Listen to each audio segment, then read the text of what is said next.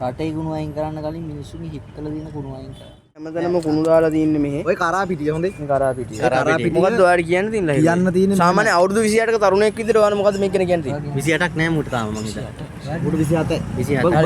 27ක නාගේ මිනිස්සු කියන මොකද? කියන්නේ වැරදි මේ. වැරදි කියන මොකද්ද? හදන්න. පාලකයෝ වෙනස් වුණාට රටක් හදන්න බෑ මගේ හැඟීම. මිනිස්සුන්ගේ ආකල්ප වෙනස් වෙන්න ඕන.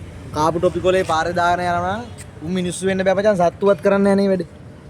තේරුණේ? ටොපි කන්නේ.